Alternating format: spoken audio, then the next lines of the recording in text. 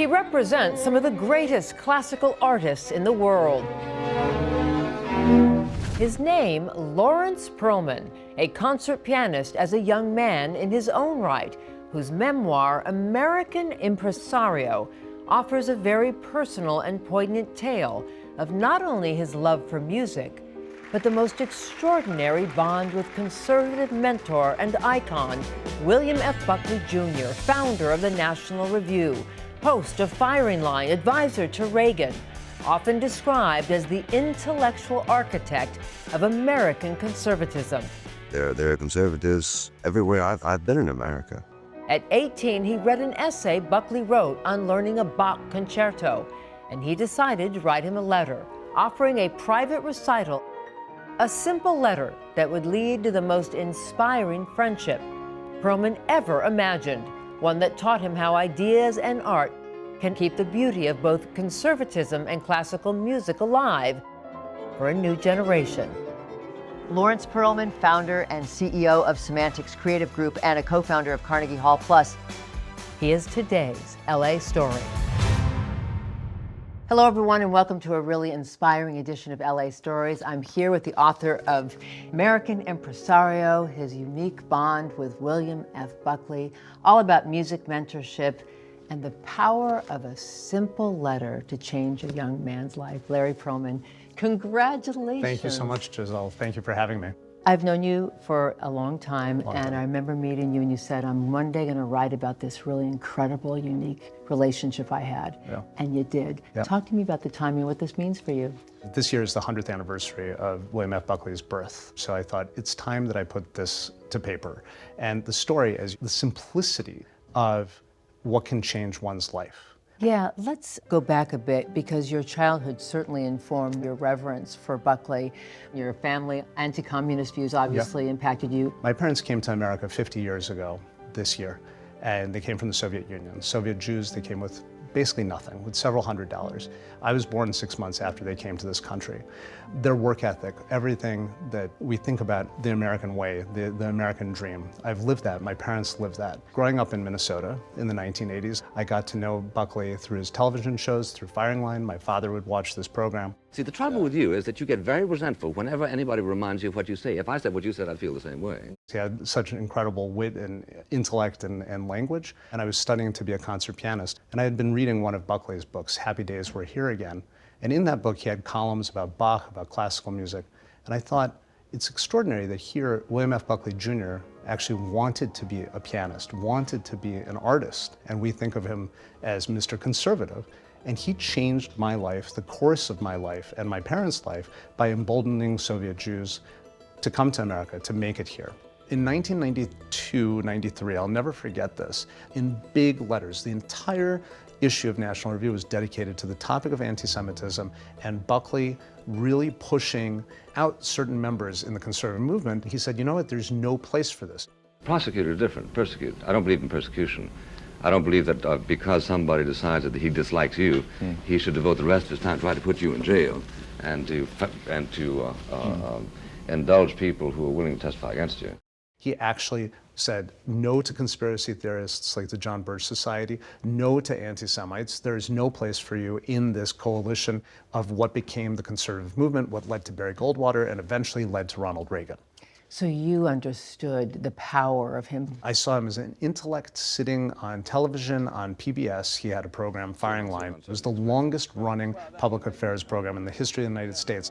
Buckley had a column 3 times a week. He wrote a book a year. He had a television show every week. When you have an unfree society,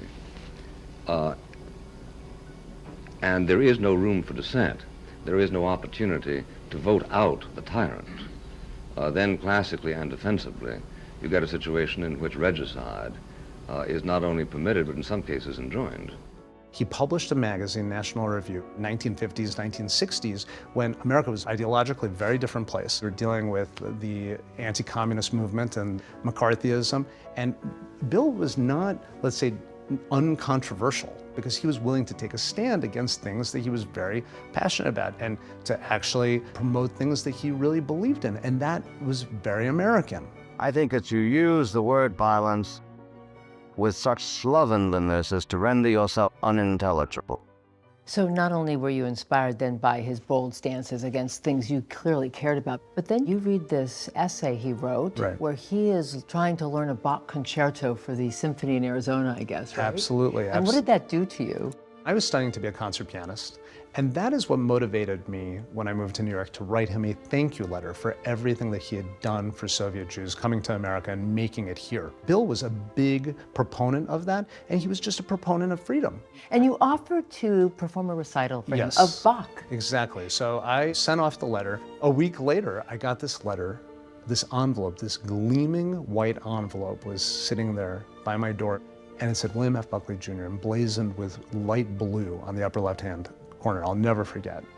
And I opened it up, and he said that he would love to hear me play.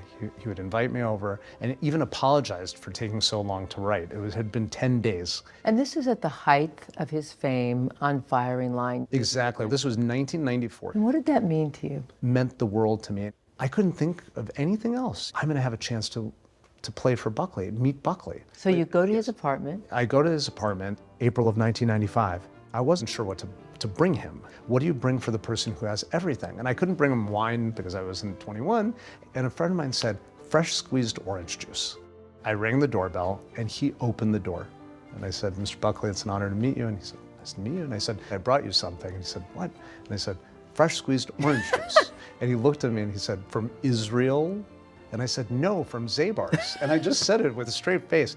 And it was amazing on many levels, because obviously he knew I was Jewish. He just threw this out as a witticism, and I found it to be the most disarming thing that could have happened at the moment that I walked through the door. And this apartment is a maisonette, everything I imagined that William F. Buckley Jr.'s house would have been. And there he had this 8-foot Bösendorfer piano, the Imperial Austrian piano. And of course he would have a Bösendorfer. And so I gave my recital, and I did play Bach for him, and I did play Debussy, and I played Liszt. I was incredibly nervous. And did you do what you wanted to do on the keys? I was able to play something I think quite memorable for him. You said it was one of the most incredible experiences of your life. It was absolutely one of the most extraordinary experiences, not just because I got to play for him, it was not just because I got to meet him, but because I got the opportunity to see what he was really like. And opening the door to a complete stranger, you let this kid into his house. And it would not just be that one time, there would be many other times to come. And we're going to get into this powerful protege mentorship that changed your life when LA Stories comes right back.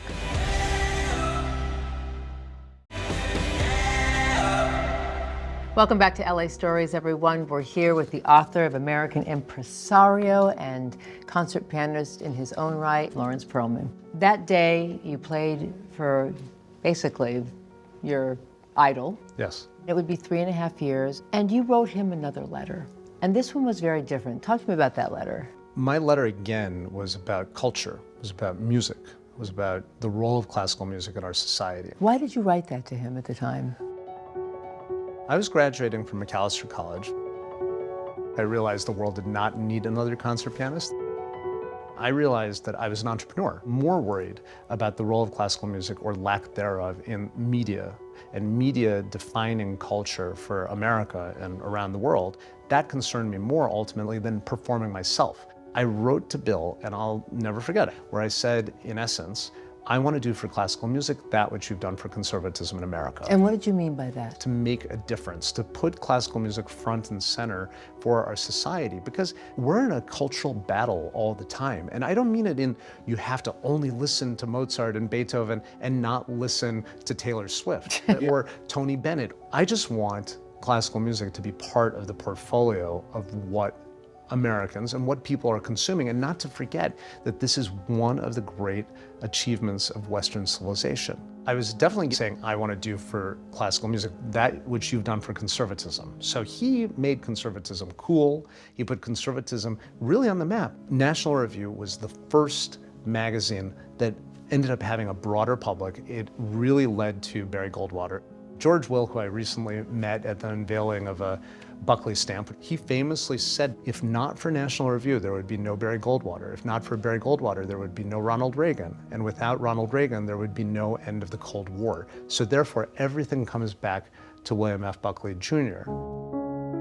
He invited you back to the Maisonette. I got a call from his office saying he wants to see you.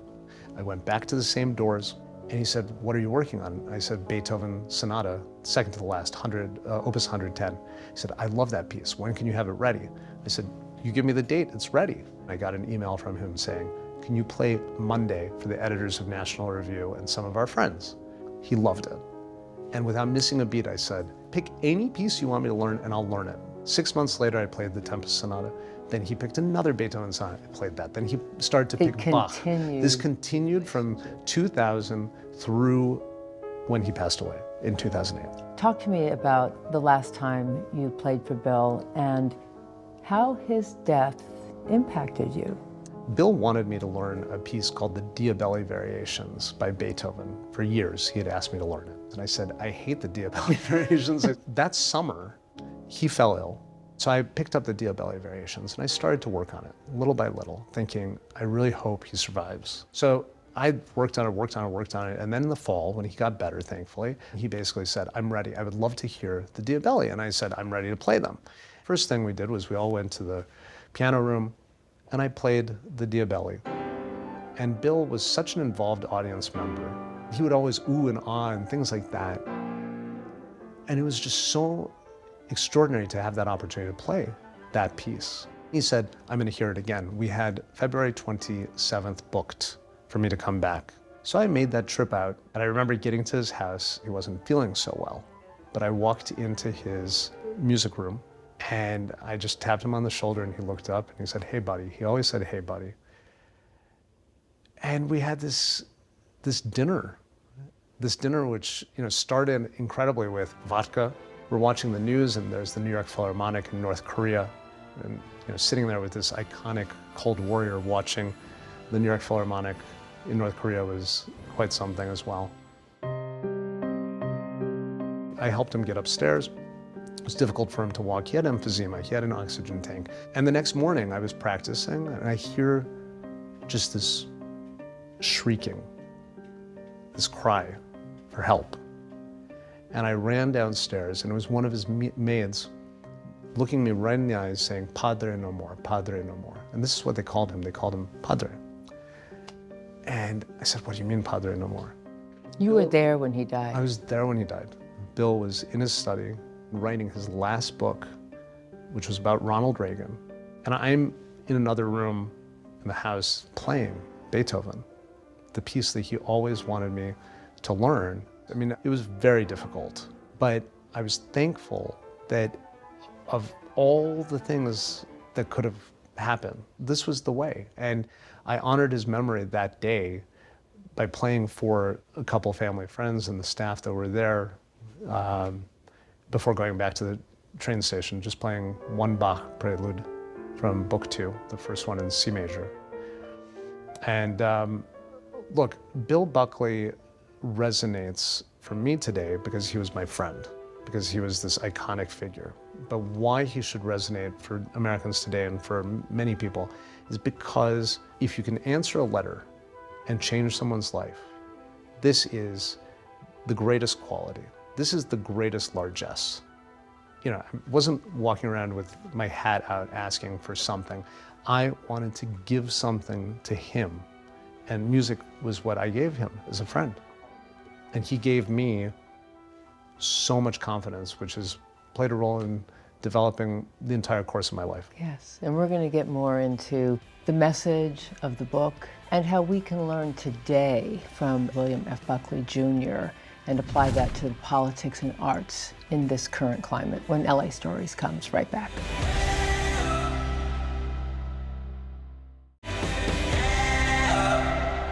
Welcome back to LA Stories, everyone. We're here with author of American Impresario, Lawrence Perelman. When you think of the legacy of William F. Buckley Jr. and the conservative movement today, what do you think he'd think about what's happening right now? That is the million-dollar question that is really difficult to answer. I have friends who are very, very supportive of everything happening today, and then I have friends who are very opposed to nearly everything that is happening, and they all came out of Buckley's world. So putting your finger on where Bill would be exactly today is really impossible. What I can say in terms of music and art, and Bill had a line that he said to me. I asked him a pretty direct question about an election, or said, you know, Larry, politics is my vocation, not my avocation. Politics wasn't the only thing that he thought about all the time. He was controversial. He had some controversial policies over the decades. Of course he did. But he was a critical thinker, a controversial figure, but he was charismatic. What do you hope that other leaders learned from the stances that he took during his day? The leaders, both on the right and the left, have to make it very clear that anti-Semitism does not stand in their movements. And those people will be pushed out of the movement. And Bill took a lot of flack for this. He was not roundly celebrated, but Bill didn't care. So in terms of Bill Buckley's place and what we should learn from Bill Buckley, it's also standing on the side of good. And Bill ultimately stood on the side of freedom and good.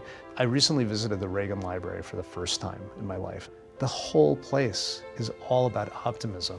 And you know, that is what Bill Buckley was. He was a cheerful warrior. He was a happy warrior. And I think that this is what we need. People need to know when to put down their arms. People need to understand that you can be on different sides, and then you should go and have dinner. You should go have a drink. You can oppose each other. Now, there are the most controversial views where we have to make a case to people that this is not human. This is not the way our society functions. You represent top people at the Kennedy Center, which has gone from a bipartisan arts institution into a more partisan, reflecting the Trump administration's choices. How does that impact, you know, the freedom that you promote in the book, that Buckley promoted, in the arts, in our museums, in our institutions? Well, I represent the great Italian maestro Gianandrea Noseda, who's the music director of the National Symphony Orchestra.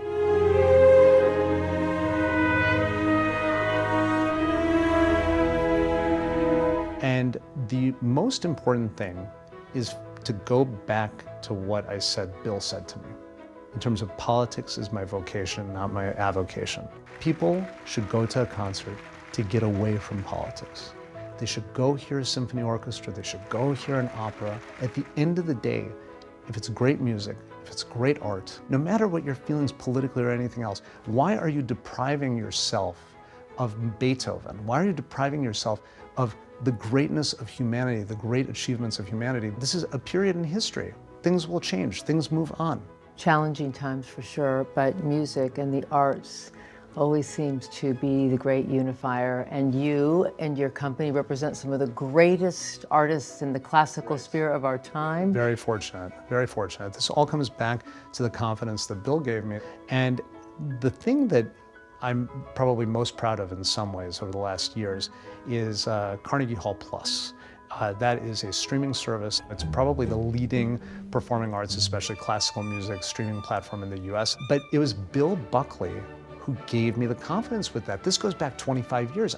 Bill said, I think that's such a wonderful idea. You should do it. It was just a dream, and it became a reality. So I'm a disciple of William F. Buckley Jr.'s. You know, I could say that I proselytize what Buckleyism is. And that is my goal with this book, to remind people that a letter can change your life, that the mentor-protege relationship is more important than ever. Younger people should take an opportunity and get off their phones and connect with someone who's older, because that can change your life. But not only changing your life, but it can strengthen our country. That is what I see, you know, in addition to faith, in addition to these kind of bold things that Bill Buckley stood for. I think that it comes down to friendship and those connective tissues that we've been losing over the last 5, 10, 15 years. Well, your reverence for William F. Buckley Jr. is not alone. There's now a new U.S. stamp commemorating his life and legacy. Yeah.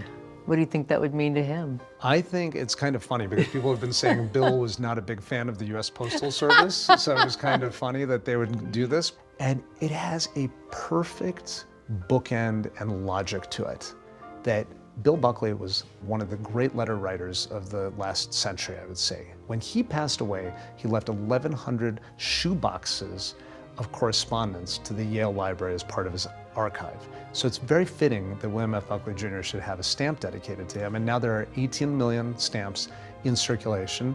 And I really encourage people to buy those stamps and write to mentor or to a protege. Well, your book is wildly inspiring. It reminded me a little bit of Tuesdays with Morrie. Oh, wow. Because Thank you. it was a coming-of-age story, and how a great man in your eyes influenced you, your music, your politics, and your life forever. Thank you so much for sharing it with us. I'm so happy that you are continuing to bring classical music to a new generation. It's so important. Thank you. Thank you very much for having me. It's an honor. My honor, and thank you for watching another edition of LA Stories. I'm Giselle Fernandez. See you next time. Fantastic.